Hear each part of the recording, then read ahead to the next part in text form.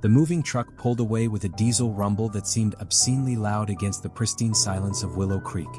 I stood in our new driveway, watching it disappear around a corner lined with identical maple trees, each one perfectly spaced and trimmed to regulation height. The quiet that followed felt heavy like a held breath. "This place is gorgeous, Alex." Maria appeared beside me, Lucas clinging to her leg.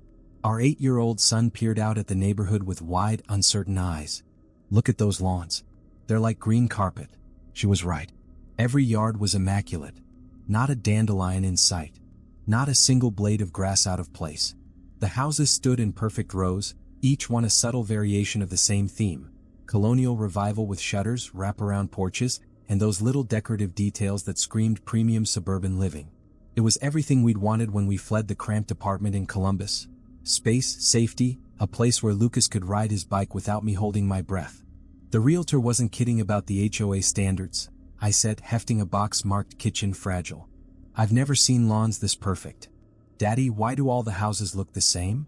Lucas asked, his voice small against the silence. Before I could answer, a man appeared from the house next door. He moved with the deliberate pace of someone who knew he was being watched, his smile bright and practiced. He was mid-60s, silver hair combed with military precision, wearing khakis and a polo shirt that looked fresh from the package. "The Rivera family, I presume?" His voice carried that forced cheer of a game show host. "I'm Harold Gable, HOA president. Welcome to Willow Creek." I set down the box and extended my hand. His grip was firm but cold, and his eyes had a quality I couldn't quite place: tired, maybe, or frightened. "Alex Rivera. This is my wife Maria and our son Lucas." "Wonderful. Wonderful. I have something for you." He produced a manila folder thick with papers. "Your welcome packet. Everything you need to know about maintaining our little paradise." The word maintaining stuck in my throat oddly. Not enjoying or living in, but maintaining. "That's very thorough of you," Maria said, accepting the folder. "We appreciate the warm welcome." "Oh, it's essential." Mr. Gable's smile flickered for just a moment. "We're very particular about our community standards here. Very strict. The rules ensure everyone's safety and happiness." The pause before safety sent an odd chill down my spine. I shook it off, new neighborhood jitters.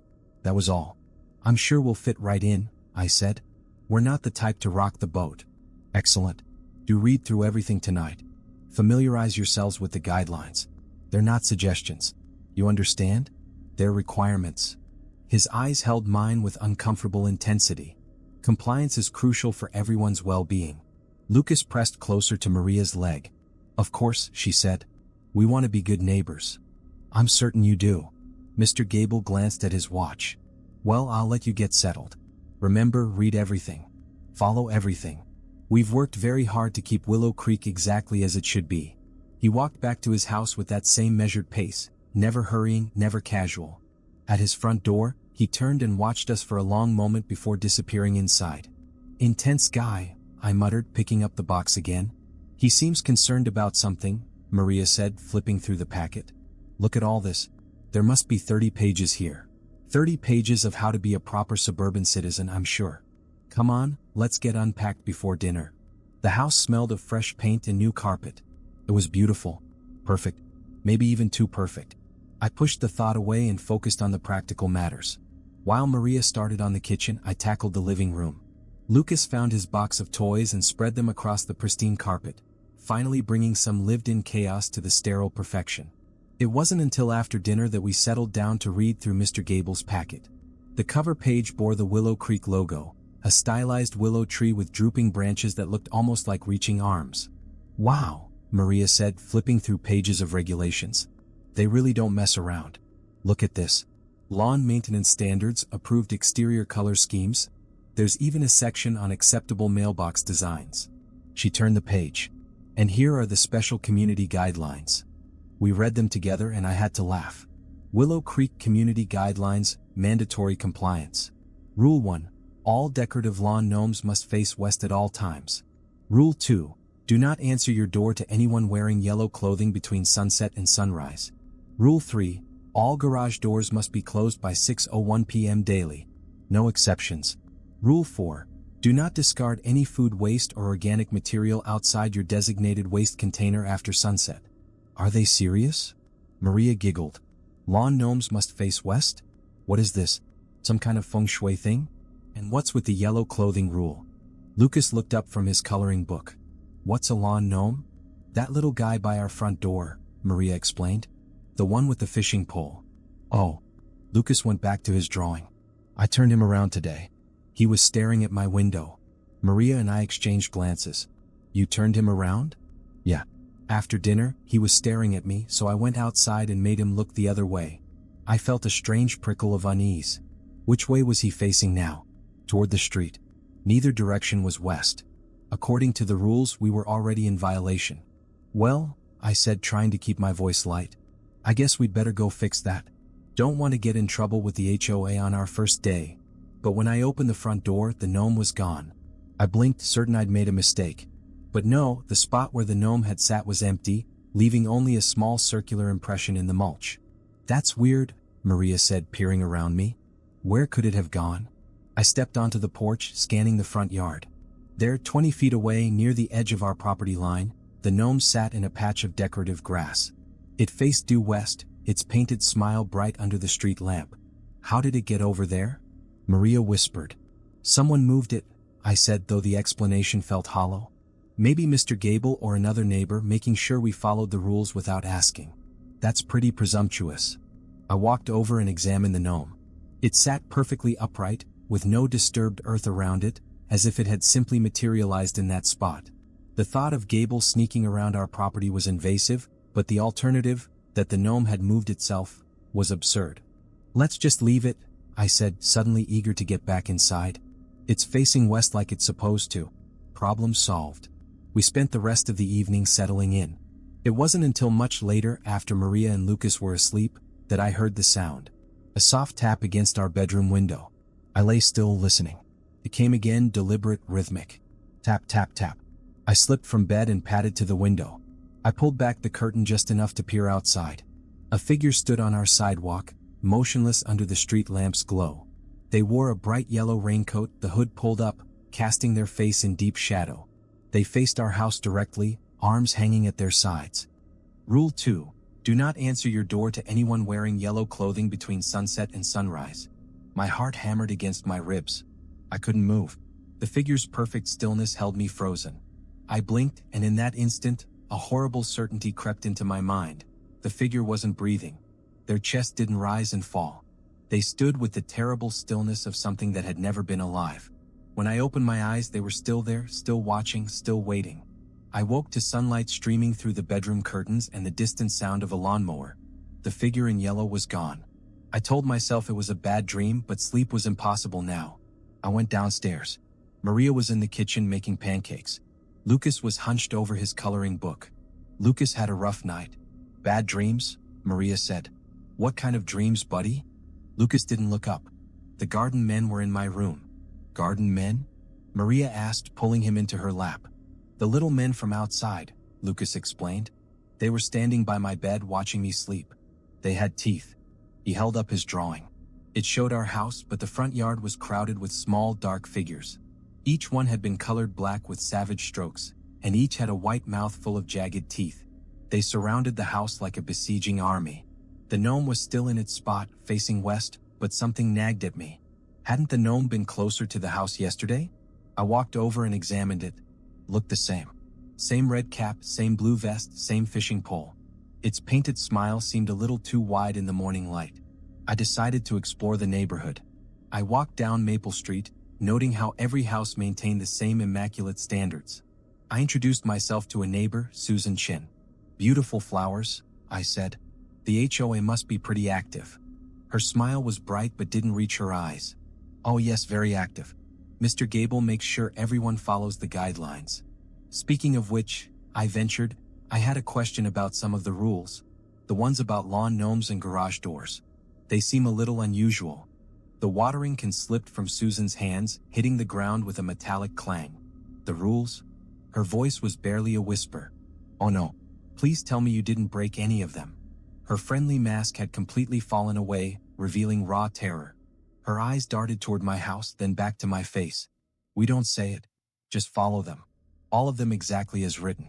Don't ask why. Don't question them. And for God's sake, don't break them. She disappeared inside, slamming the door. I walked home slowly, feeling like a pariah.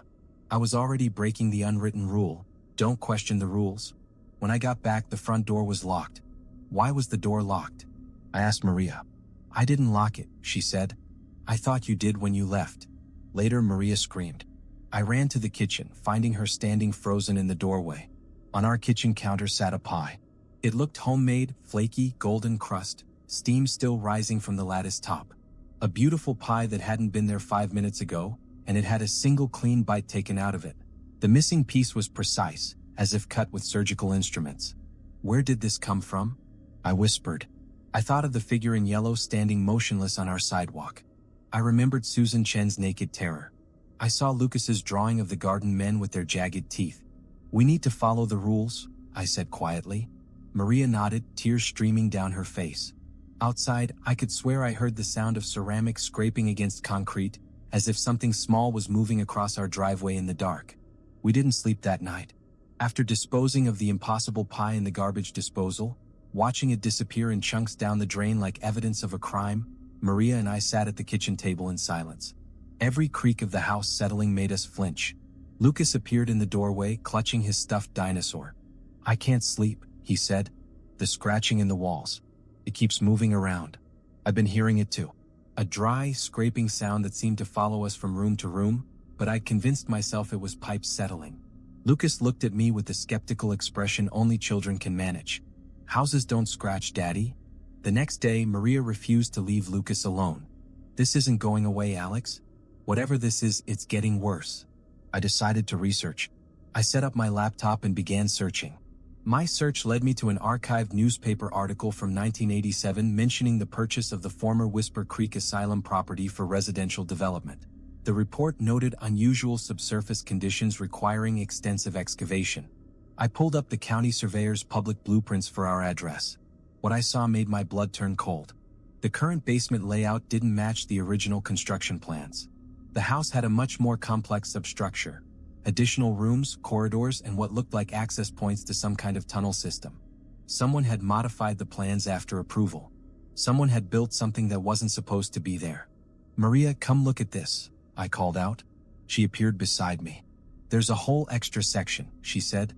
Rooms that don't exist in our house or rooms we haven't found yet. The thought hung in the air. What if something was living in those hidden rooms? I need to go down and look, I said. Alex, no. Maria's voice was sharp with fear. We're calling someone, a contractor or the city inspector. She was interrupted by Lucas's excited voice. The garden men moved again. We followed his pointing finger toward the front window. Our lawn gnome was still positioned facing west, but something was different.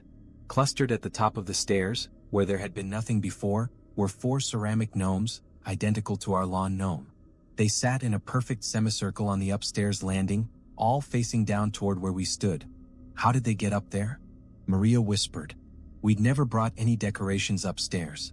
I forced myself to climb the stairs. The gnomes remained motionless, but I could swear their painted eyes tracked my movement. As I reached the landing, I noticed their mouths were different from our lawn gnome. Each one showed a row of tiny white teeth, sharp and predatory. The ceramic was ice cold to the touch. When I tried to lift one, it felt impossibly heavy, as if rooted to the floor.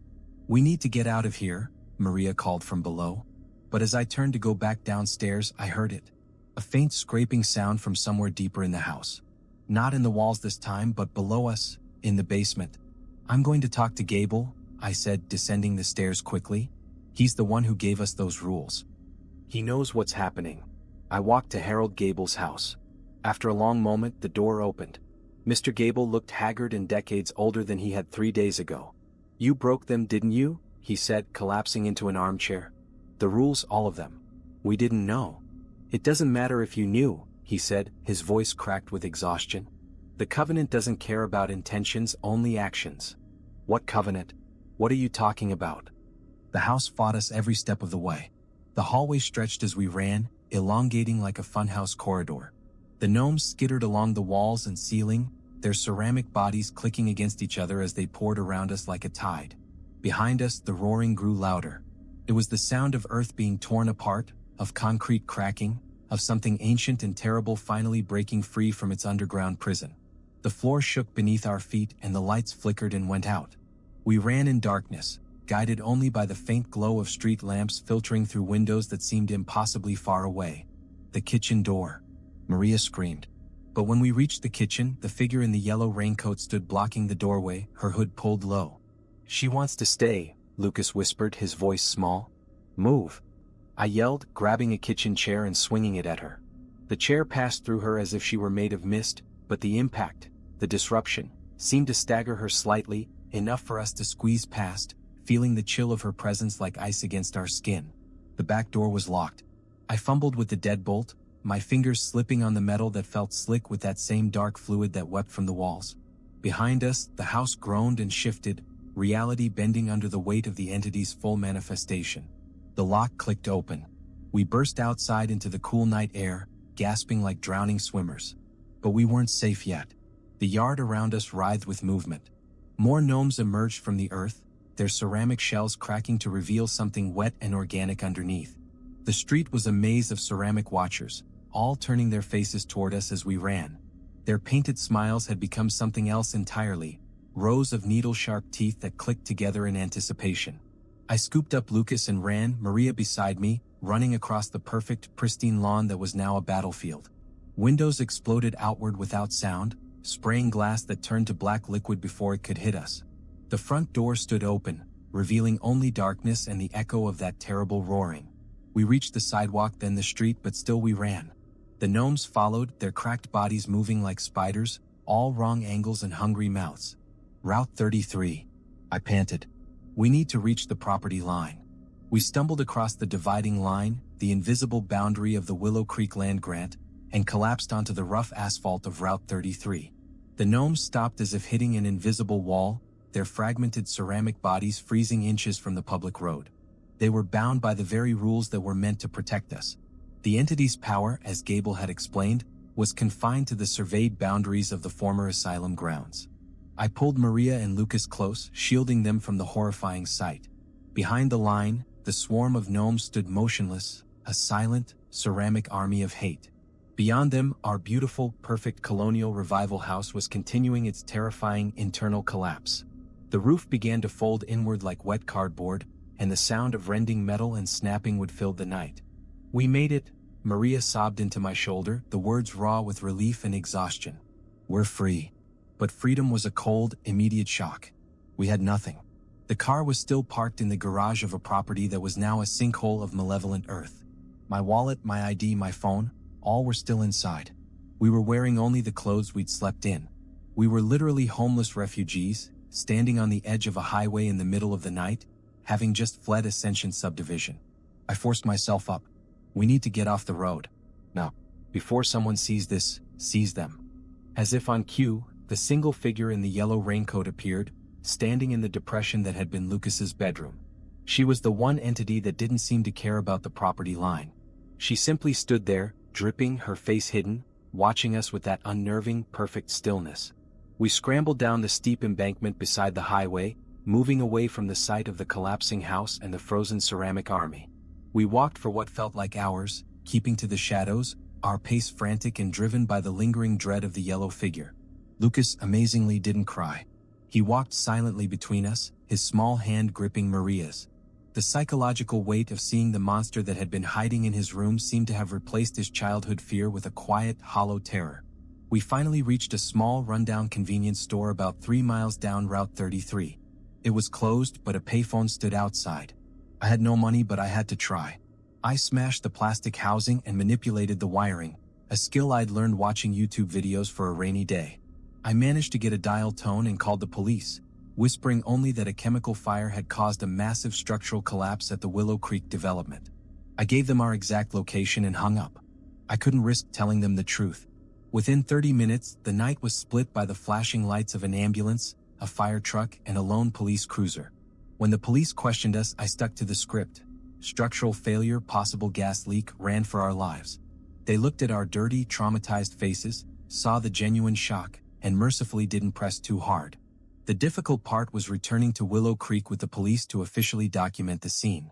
We were careful to stay on Route 33, watching the police cruiser and fire truck turn into the pristine, maple-lined entrance. As they drove past the property line, the perfectly spaced maple trees seemed to shift subtly, the light and shadow playing tricks on my eyes.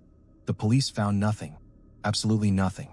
The massive, dark earth depression on our lot was still there, but the fire chief declared it a geological anomaly, a sudden, deep sinkhole. The structure was declared a total loss due to unforeseen ground instability. There was no collapsing debris, no cracked concrete, and no weeping walls. The remaining houses stood in perfect rows, silent, immaculate, and utterly normal. The gnomes were gone. The terrifying army that had chased us had vanished. The property line was just a line on a map again. Back at the station, the police were sympathetic but confused.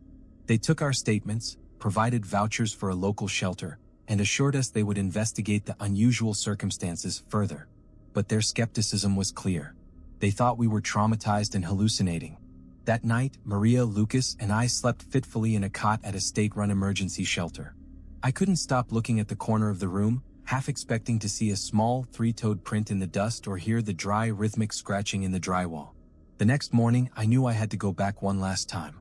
I needed something, any piece of physical evidence, to anchor my sanity.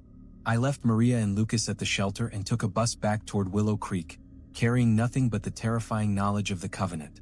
I entered the Willow Creek development under the cold, indifferent sun. It was silent, impossibly perfect, and deeply sinister. Neighbors walked their dogs or watered their immaculate lawns, casting quick, fearful glances at the yellow caution tape wrapped around the perimeter of my former property. The giant sinkhole was now being covered by a crew of workers in hazard suits, efficiently erasing the evidence of the entity's manifestation. I bypassed the caution tape and walked directly to Harold Gable's house. I needed the Covenant. That document, the real HOA manual, was the only thing that could prove my sanity and explain this horror. The door was locked, but I found a spare key under the welcome mat, a desperate habit Gable must have maintained. Inside, the house was just as I remembered, obsessively clean but with a pervasive scent of age and grief. I went straight to the desk where Gable had been sitting and searched his drawers. I found his will, financial statements, and a neatly organized folder of actual HOA documents. But the Covenant, the single sheet of densely typed paper detailing the maintenance schedule and the nature of the entity, was gone. Then I noticed the walls. They were weeping again, but only slightly. A faint, oily dampness was seeping from the corners, a small, dark stain spreading near the baseboard. I knelt and touched it. It was cold, metallic, and smelled of rot. The entity was still active, dormant but listening. I heard a sound from the basement, a soft, wet thud. I moved down the basement stairs, drawing a deep breath. Gable's basement was larger than mine had been, filled with storage racks and neatly labeled boxes. But on the far wall, where the blueprints showed a solid foundation, there was a crude wooden door, identical to the one that had appeared in my own house. It was sealed shut, but the wood looked damp and swollen. I approached cautiously. The air here was heavy and cold. I placed my ear against the wood. Silence. But I knew better. I knew the silence was a lie. I grabbed a discarded length of pipe and smashed it against the wooden door. The sound echoed deafeningly in the enclosed space. The wood cracked and a puff of foul, damp air rushed out, carrying that familiar stench of decay and organic wrongness. I heard a noise from the far corner of the basement, a sound like dry earth being shifted. I spun around, my light beam sweeping the storage area. Nothing. But the feeling of being watched was overwhelming. Suddenly a voice spoke. It was soft, hesitant, and entirely human. Don't hit the door again. It was coming from the shadows behind the large water heater. I held the pipe ready. Who's there? Show yourself. A figure emerged slowly. It wasn't Gable or any of the missing neighbors. It was a man in his early 40s wearing clothes that looked too nice for basement work.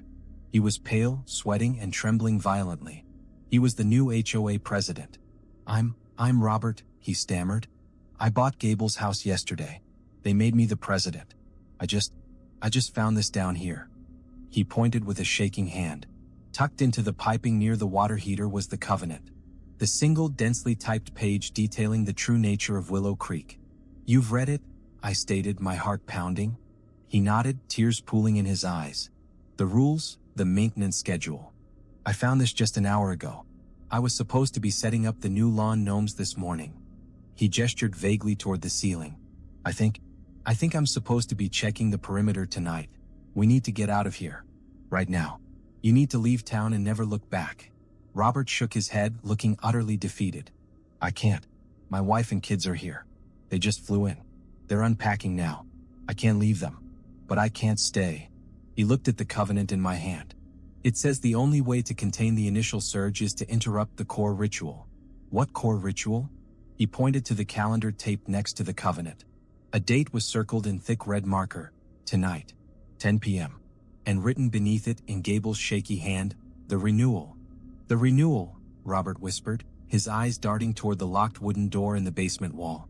The covenant calls it the process of soil restoration and boundary sanctification. It happens twice a year. It's how the entity remains dormant and the perimeter holds. He snatched the covenant from my hand and pointed to a line of text that made my stomach clench. To ensure compliance and balance the recent expenditure of energy, the community must offer a token of restoration. This token must be living, introduced through the main ingress point before midnight, and placed at the center of the sanctuary. The sanctuary, I repeated, thinking of my former lot, the massive, freshly covered sinkhole. Our house. And the ingress point is the main Willow Creek entrance, Robert continued, his breath shallow. But the covenant has a special provision for failed containment, for the families that escape like yours. It says the entity often demands a replacement or a counter-ritual to settle the debt. It's seeking to re-establish the balance you upset. So what's the ritual? Robert pointed to a separate, smaller sheet of paper tucked into the covenant. It was a simple diagram. A compass rose showing the west position, and a circle marked the network. The gnomes, I realized, they aren't just a perimeter, they're the conduits for the ritual. Exactly. The ceramic shell is a focus. The organic material Gable described inside, that's what binds them to the ground and allows them to move. They're the entity's eyes and hands on the surface. For the renewal to work, they have to be placed exactly right to receive the token. But the rules also detail a counter-ritual, a way to force the entity back into full dormancy if the community's containment fails. Tell me, I urged, grabbing his arm. It requires the destruction of the core conduit, the first gnome. The original piece placed at the center of the sanctuary after the asylum was torn down. Gable told me about it. It's not ceramic. It's bronze, hidden deep within the foundation of the old security hut by the Route 33 entrance. Robert's voice hitched. It has to be struck with a source of unsettlement, a foreign object that violates the entity's perfection. It's the only way to break the network and force the entity's energy back down. A foreign object, I thought aloud, remembering the chaotic lived-in feel we had briefly brought to our too-perfect house. Suddenly, a loud, sustained scraping erupted from the locked door in the basement wall. It was louder and more violent than anything I'd heard before, a sound of heavy, dry claws trying to bore through the wood. It's active. Robert gasped. It knows we're here and it knows about the covenant. We don't have time to run. We have to do the counter-ritual. The security hut is 3 miles away, I said, checking my watch. It's 5:30 p.m. We have less than 5 hours until the renewal at 10 p.m. Robert ran upstairs, returning quickly with a worn, old sledgehammer. We need a distraction, Alex. We need to create a violation that draws the network's attention away from the entrance. If we break the perfection, the gnomes will shift to correct the chaos. I know the perfect violation, I said, thinking of our frantic, traumatic escape. We need to break the ultimate rule of Willow Creek, the house's silence. We raced out of Gable's house, leaving the door wide open. Our plan was reckless. Robert would drive to the entrance on Route 33 to locate and destroy the bronze gnome. I would return to the site of my former home, the massive sinkhole at 14 Maple Street, and attempt to lure the entity's current activity to the center of the sanctuary.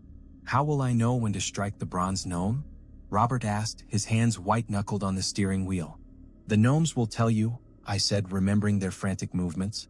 When I create the ultimate chaos, the network will focus on me.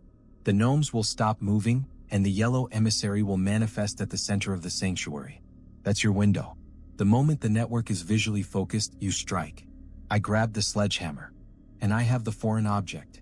I thought of Lucas's coloring book, the one with the savage black crayon strokes and the jagged added teeth. The drawing of the house besieged by the garden men, a child's rendering of horror, utterly antithetical to Willow Creek's pristine control. I had managed to keep it, instinctively folding it into my pocket when we fled the shelter this morning. I jumped out of Robert's car near my former house and ran toward the lot. The hazmat workers were gone for the day. The sinkhole was covered by a large, sterile white tarp. I pulled out Lucas's drawing, its crayon surface warped by the humid basement. This was my weapon. I ran to the very center of the sterile white tarp covering the sanctuary. I ripped the sheet aside, revealing the dark, freshly disturbed earth. I plunged the sledgehammer into the soil, planting it upright like a dark, aggressive cross. Then with a deep breath I began to scream. I screamed every word Gable had told me. I screamed the covenant, the asylum, the names of his lost family. I screamed my wife's terror and Lucas's nightmares. I screamed everything that violated the illusion of Willow Creek. The effect was instantaneous. The surrounding houses went dark. The manicured lawns seemed to ripple. And from all directions the ceramic gnomes began to move. They poured out of the bushes and from under porches, their cracked bodies skittering with sickening speed toward the center of the sanctuary, toward me. And standing on the edge of the sinkhole watching me was the yellow emissary. The screaming had worked. The violation was complete. The yellow emissary stood motionless on the edge of the sinkhole, watching me. Water still dripped from the hood of her coat, but her perfect stillness was gone. Her entire body seemed to vibrate with focused, malevolent energy. Her attention, and by extension the core entity's attention, was fixed entirely on the chaos I had created. The gnome network swarmed toward me like iron filings to a magnet. Their broken ceramic bodies scraped across the asphalt and the immaculate lawns, converging on the sinkhole. They were no longer moving randomly, they were moving to contain the violation. I saw fragments of broken porcelain and bone-white teeth glinting under the pale streetlight. I clutched Lucas's crayon drawing, my weapon, the foreign object, and waited. I had disrupted the core rule of the covenant, silence and order. Now, Robert had to strike the bronze gnome at the security hut. I looked down at the dark, wet earth of the sanctuary, realizing I needed to escalate the chaos. I couldn't just stand there. I had to force the emissary into a full physical manifestation, which would draw the last vestiges of the entity's conscious power to the surface, leaving the perimeter weak. I took a running jump and slammed the sledgehammer onto the ground next to the sinkhole. The impact sent a shiver through the earth. "She belongs in the ground, Gable?" I yelled at the yellow emissary, using the knowledge Gable had given me. "The covenant demands containment. You are the anomaly." The emissary's head tilted slowly, mechanically. The shadows beneath her hood seemed to deepen, and I heard a sound like dry leaves rustling, the first non-humming sound she had ever made. She took a single, slow step toward me. The gnomes were almost upon me, their clicking bodies a horrifying wave. I saw one of the lead gnomes, its porcelain face cracked, suddenly lunge. Its small, organic hand, emerging from the broken ceramic, grabbed my ankle. The touch was icy and electric, sending a jolt of paralyzing fear up my leg. I brought my foot down hard, crushing the small ceramic shell under my heel, but the feeling of the hand remained. I was caught. The yellow emissary moved faster now, gliding across the grass with terrifying speed. She wasn't running, she was flowing. She raised a pale, dripping hand reaching for my face. I knew that touch wouldn't just hurt, it would steal every memory, every sense of self. It would wipe the slate clean, turning me into another silent sentinel of Willow Creek. I had to use the final weapon. I lifted Lucas's crayon drawing, the terrifying, chaotic image of the garden men besieging our house, and in a final act of desecration against the neighborhood's forced perfection, I threw the drawing into the yellow emissary's face. The result was immediate and catastrophic. The crayon-colored paper, saturated with the raw, untamed horror of a child's mind, stuck to her wet face. The emissary stopped instantly, letting out a shriek that was not sound, but pure, agonizing static. The shriek filled the entire development, causing windows in the surrounding houses to shatter, silently vaporizing the glass. The gnomes froze. The entire network was stunned, their collective attention violently diverted to the chaotic image plastered on their core emissary. This was Robert's moment. The psychic shriek lasted only a second, but it was enough. The sound died, and the yellow emissary stood motionless, the crude black and white crayon drawing obscuring her face. Just as the gnomes began to tremble, preparing to renew their assault, a distant sound echoed from the Route 33 entrance. A single resonant clang. Robert had struck. The impact was seismic. A shockwave rippled through Willow Creek, not of sound but of pure psychic pressure. The ground beneath my feet heaved. Every remaining lawn gnome simultaneously exploded, their ceramic shells shattering into dust, the soft, organic material within them vaporizing instantly. The gnomes were gone. The network was broken. The yellow emissary began to shake violently. The drawing fell from her face, revealing only a rapidly dissolving void. She was collapsing in on herself, not fading but being violently pulled downward. With a final subsonic groan that felt like the earth sighing, The emissary dissolved into a pool of dark, oily water that seeped into the sinkhole. The sinkhole itself, the sanctuary, began to seal. The dark earth moved like fluid, churning and compacting, swallowing the last trace of the emissary. Within moments, the massive depression on our lot was smooth, flat, and unnaturally solid. The ground was restored. I walked the distance to the security hut, finding Robert standing over a shattered block of bronze. He was holding the sledgehammer, his body trembling, but his eyes were clear. The bronze gnome, the first gnome, lay in pieces. "Is it done?" I asked, my voice raw. "It's done," he replied, pointing to the shattered pieces. "The counter-ritual worked. The covenant is broken and the entity is back in stasis. For now." We returned to the shelter, retrieving Maria and Lucas. We told the police a revised story. We were victims of an elaborate squatting scam that destroyed our home. They were skeptical but allowed us to leave Ohio. We drove west and never looked back. 6 months later, I accessed a hidden message board dedicated to fringe events and unusual community history. A new entry had appeared under the Ohio section. Subject: Sudden demolition of Willow Creek. The post detailed how the entire subdivision had been condemned by the city due to unstable subsurface conditions and was being leveled. The houses were gone. The land was being reclaimed. The last line of the post chilled me. Witnesses report that before the demolition, the construction crew found hundreds of tiny ceramic shards and strange organic material embedded in every lawn. We had broken the covenant, but we hadn't killed the entity. We had simply forced its retreat and destroyed its surface infrastructure. The land was contaminated, the secret exposed, and the cycle of forced containment was finally over. We survived, but we did not save the world. We only delayed its reckoning. And for a former software engineer living his new life as a refugee, that was enough.